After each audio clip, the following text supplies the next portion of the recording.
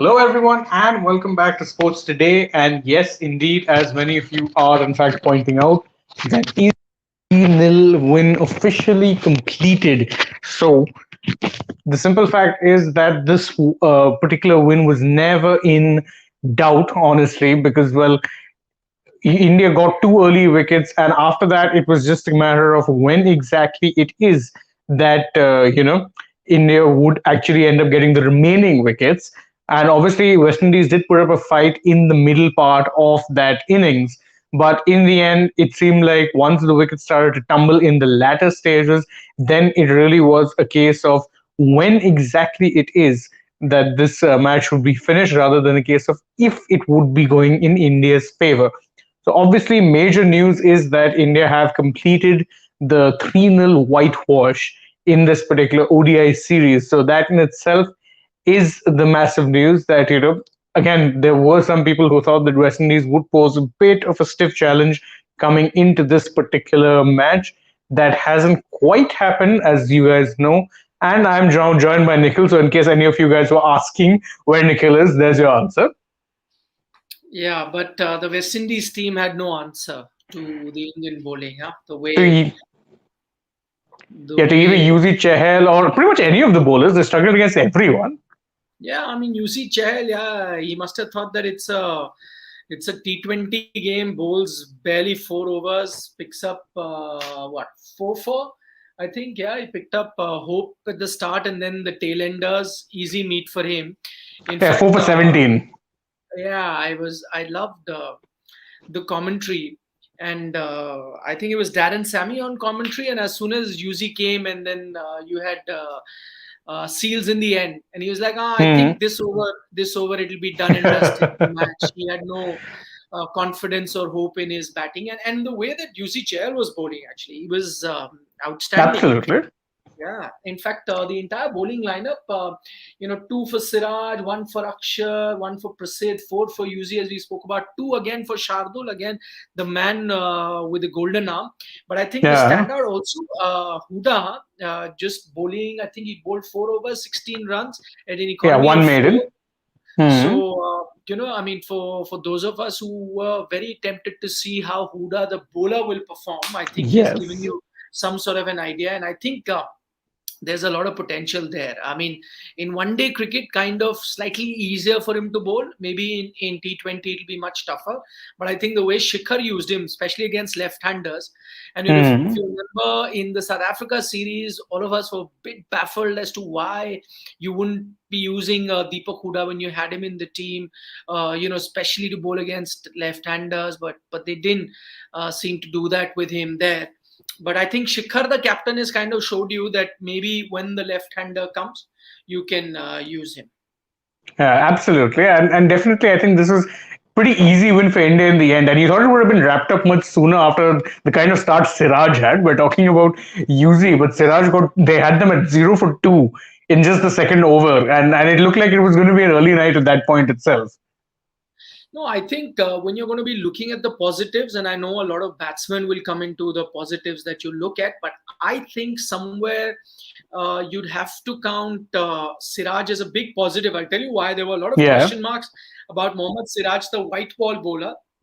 We all knew Hmm. that he's going to be a test bowler for sure. His credentials in the red ball format were not under any sort of doubt.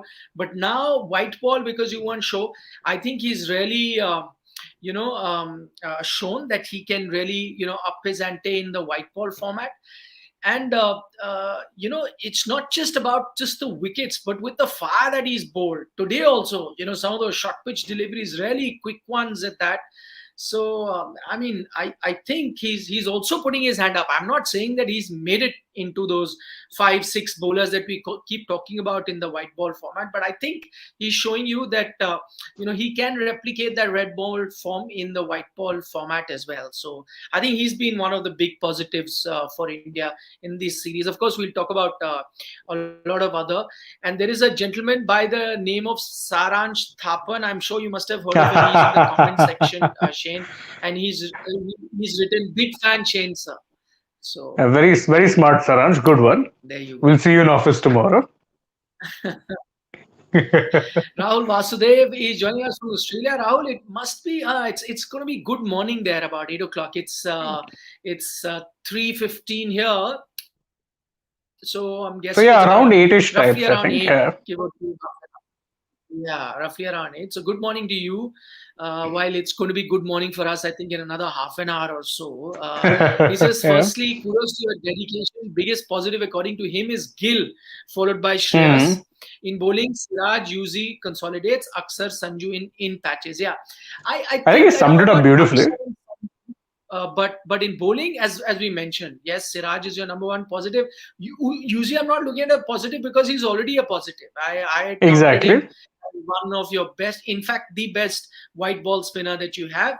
So he was already Hmm. there. He just told you or reminded you in case you had even an iota of doubt that he's not. He's just reminded you that he is. But in batting, yes, Shubman Gill. I know a lot of comments came in the mid-inning show that we were doing, and people said, "Oh, he was selfish and got 21 of the last 22 or 12 of the last 13." And I pointed out then as well that I think under the circumstances, the way he was playing, I surely he wanted 100. That would have been his first international 100. So he didn't want to get out to a stupid shot. In fact, he would have come in for a lot of criticism from you and I as well had he got Yeah. out playing a rash stroke. So I think he did the sensible thing. It would have been good to get that 100 under his belt. And he was playing for that. Also losing wickets at the other end. So and stop start sort of a game didn't help. So I think overall aesthetically, I've always said he's a fantastic batsman to watch, really pleasing to the eye. And now he's got some runs under his belt. And I think his biggest asset, which I noticed this time around very carefully, is the way he finds his gaps. Outstanding. He won't play the natural pull. He'll do the bit of a jab to find that gap there between square leg and mid wicket.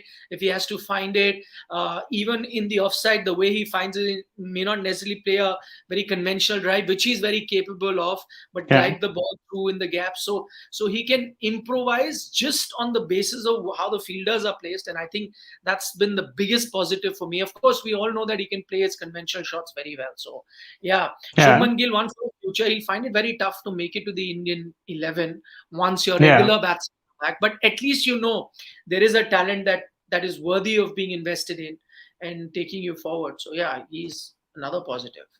And arguably right now he's been playing as an opener, but you could very easily start him in as a middle order player as well. He has Oh that yeah. kind of a game. Hmm.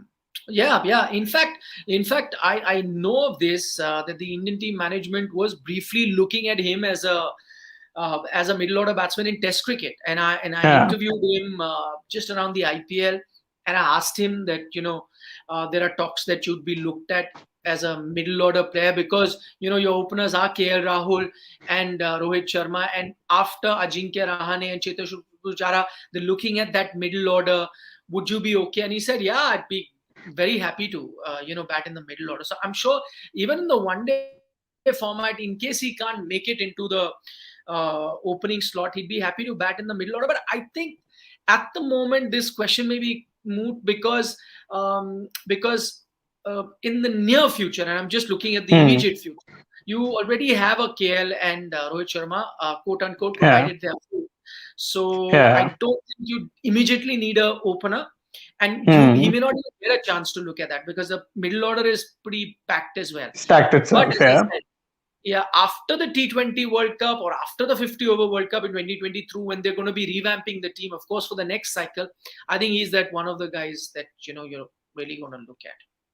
Absolutely. Also, we were talking about batting positives. Obviously, Shreyas Iyer, the way he batted in Yeah, some of these games, I think he's done his own yeah, stock a lot of good. In fact, we have this super chat from Raj where he says that Shreyas against New Zealand in New Zealand, 3 games, 100 and 250s. And when hmm. he scored in all games. Examples say West Indies, New Zealand, even Sri Lanka. And according to Raj, he's the future number three. Dedication paid. No, he well could be, is what I'm saying. And again, Hmm.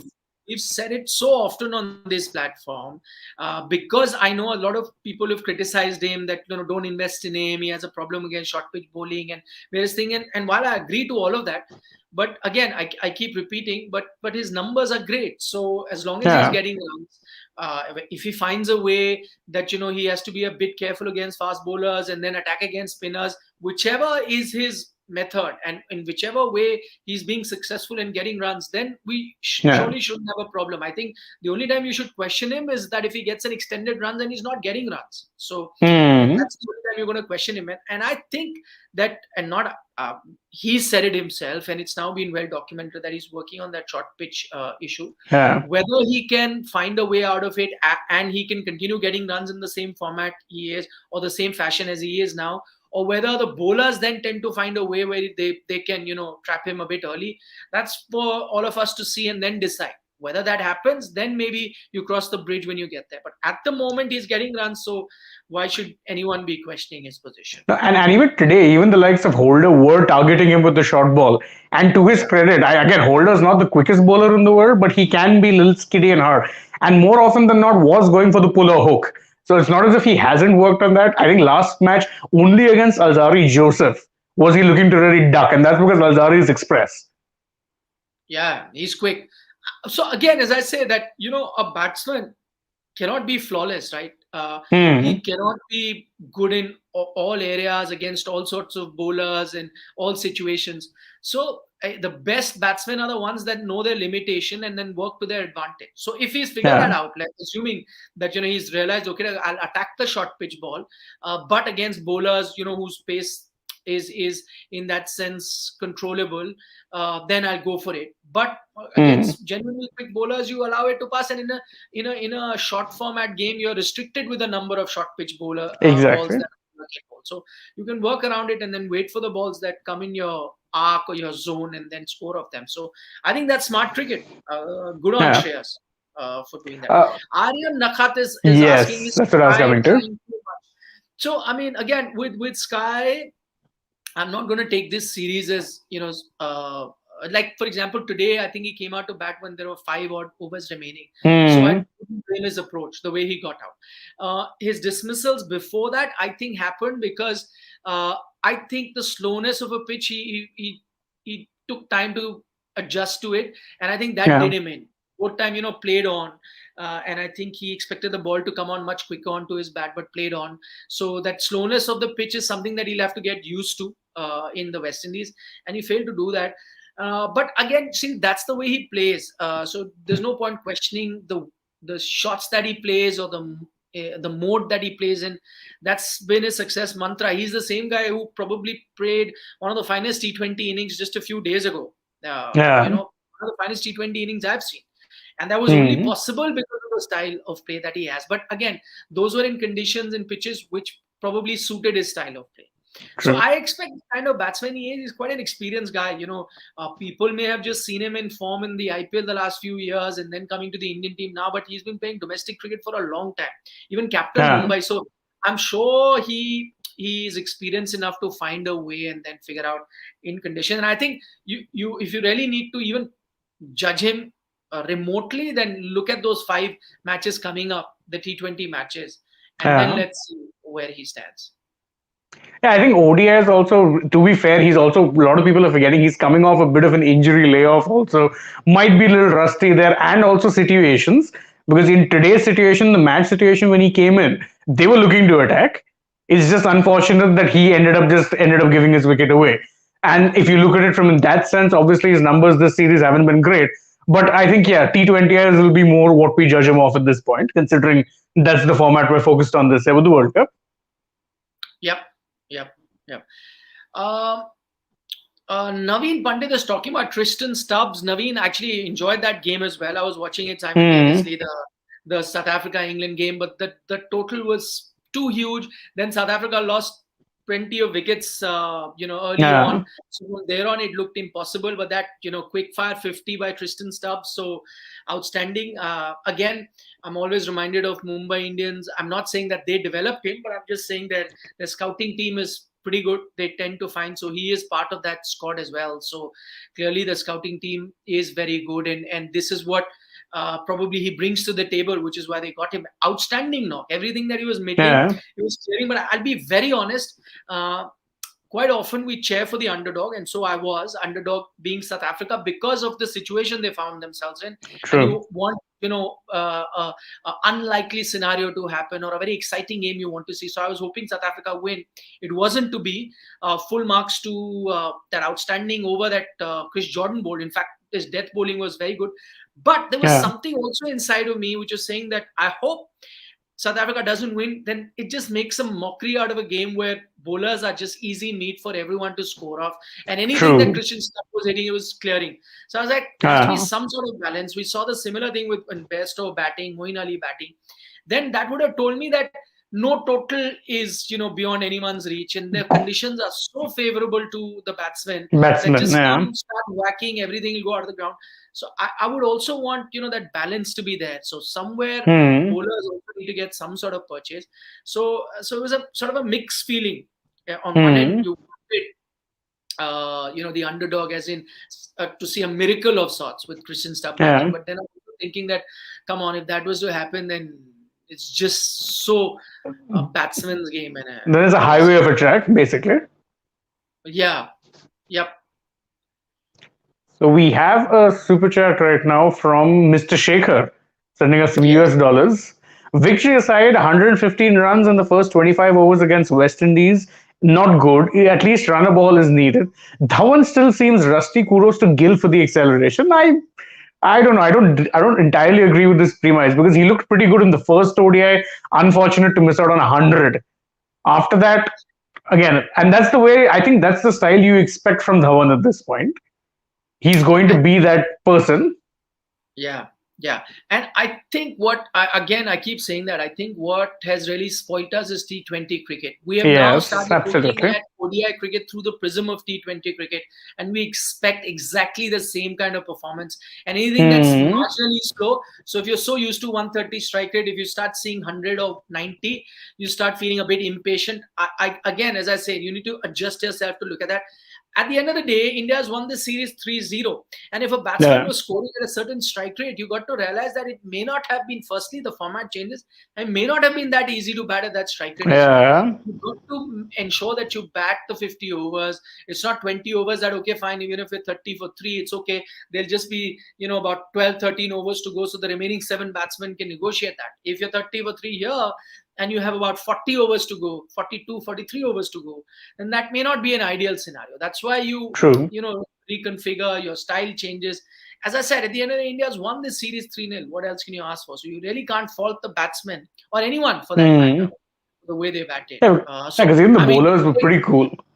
yeah, and take Shea Hope, for example. I mean, it's not Hmm. that, they were batting at 130 strike rate. So you got to respect the format, I think, and the condition as well. Yeah, and the conditions were not easy to bat on because it did tend to be a little slow and sluggish to the wickets. We've known this about West Indies wickets for a while now. You're not getting Yeah. true bounce there. You're not going to be able to play through the line. So you have to respect the conditions just that little bit and say, okay, yeah, you know what? If we have to get 300, we have to be smart. We have to take our time. We have to get set in, and then and only then can we think of attacking. You can't go bang bang. It's not how the format works for sure. Yep. I'll take 2 questions. Aryan Nakhat is saying Siraj's release in test is mostly wobbly seam, but in white ball cricket we both seam up and thus he gets more swing and seam. Thoughts on this? Aryan, if you remember during the test series, in that one-off test match, which was part of that test series in England, we were baffled. If you're watching sports today, you must have realized it was very surprising. And I think we Hmm. criticized Siraj also for bowling that way. And we just couldn't figure out why in the world would he be doing something like that, especially in conditions where you can get a lot of seam movement, a lot of swing. But it was very surprising he did that. Finally, I hope that some good sense has prevailed. Someone's had a word with him and has worked on that. And so, yes, he's doing that. And maybe that's the reason why, there has been this sort of a resurgence in white ball cricket, because he'd completely gone out of the scheme of things in white ball cricket. Good on him to have made this Yeah. comeback, whether he's gone away from that scrambled scheme to a more seam up, way of delivering, and then if that's the reason, then so be it. But I think whatever changes helped him, it's helped him for the good. Ikpreet Yeah. Singh says, do you think as KL bats in the middle order in ODIs, he should bat in the middle order in T20 just to eradicate confusion? Then Indian team will be more clear because there are so many options in opening. Ikpreet, I think may not be the case. I mean, if you ask me personally, I think KL will go back to opening the innings with Yeah. alongside Rohit Sharma, and I think that he make for a fantastic T20 opener. You've seen it in the IPL too. I don't I've never been a supporter of everyone who's criticized his strike rate. I think his strike rate also with the kind of runs he gets is pretty Hmm. proportional there. So I don't see any reason to criticize. Having said that, if you were to even look at that middle order option, it's not a bad option. See, middle order become very crowded when you were trying to play a Rishabh Pant there and you're figuring out how to do it. Maybe they go back to if they got Rishabh Pant to open in South Africa. I don't know whether it's a long term thing. And if they want to make it a long term thing, then you need to give him more chances. You can't judge him for the few games that he opened in South Africa.